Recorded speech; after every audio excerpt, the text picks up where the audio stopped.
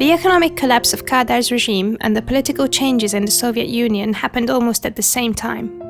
These two factors accelerated the distancing from the socialist system and the fall of the regime. In what way is this complex process represented in the documents? We'll show you in the next few minutes.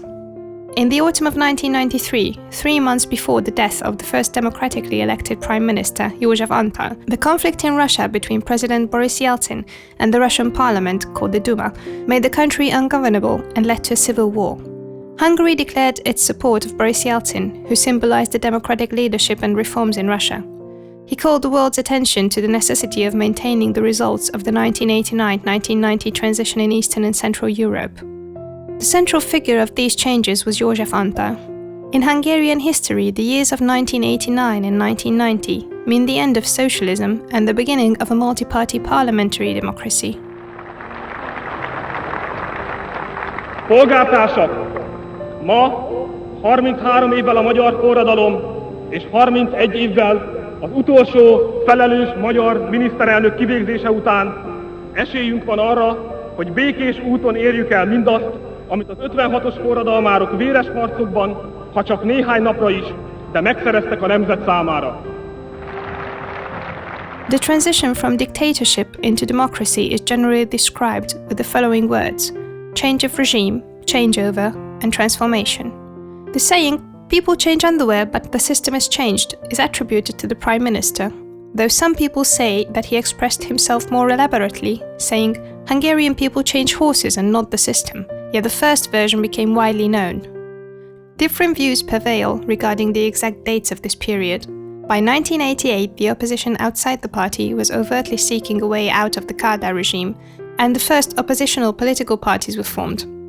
Miklós Német's government passed laws fundamental to forming a constitutional state. The most important laws that made constitutional changes possible were passed in 1989. So it is not an overstatement to consider 1989 as the year of change. The Német government played an important part in the change of regime and maneuvered a peaceful transition. From January 1989, laws were passed aiming to help form a constitutional state and transform the economy. These were laws on integration, the right to attend public meetings, the right to strike, the freedom of conscience and religion, and on the transformation of economic organizations and associations.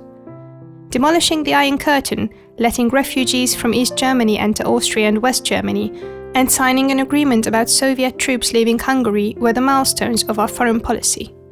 The government suspended construction of the Nagymaros River Dam, allowed the reburial of Imre Nagy and his co-defendants, suspended compulsory Russian language teaching, and showed a more lax approach towards the Church.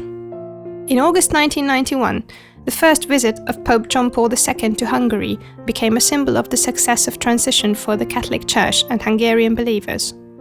Cardinal László Paskai announced the Pope's invitation to Hungary on the 20th of August 1988 in front of the St. Stephen's Cathedral, on the site where the Mass was celebrated. Even the fact that after several decades the Holy Mass on St. Stephen's Day was celebrated outside the cathedral demonstrated change. Among other things, the disintegration of the Hungarian Socialist Workers' Party and the forming of the Hungarian Socialist Party, the Round Table of the Opposition, and the National Round Table Talks all served the formation of a new Hungarian state.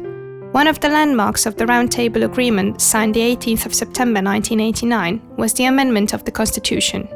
During the sessions, members of the National Round Table Talks established the new Hungary, a constitutional republic. Replacing communist symbols like the red star and flag of the old party state, the free use of the Kossuth coat of arms and other historical Hungarian emblems were part of forming a new political system. The proclamation of the Third Republic took place on the 23rd of October 1989, when Mátyás Szűrös, Speaker of the Parliament and Provisionary President, appeared on the balcony of the Parliament at noon after the bells chimed. This historic day in Hungary became the most prominent event of the transition and constitutional change. József Antal, who formed government after the free elections, declared the 4 basic principles of his program. They wished to be the government of freedom and of the people, a government of economic change and of European values. His legacy as Prime Minister is disputed even today. Many hold him accountable for missed opportunities regarding the change of regime.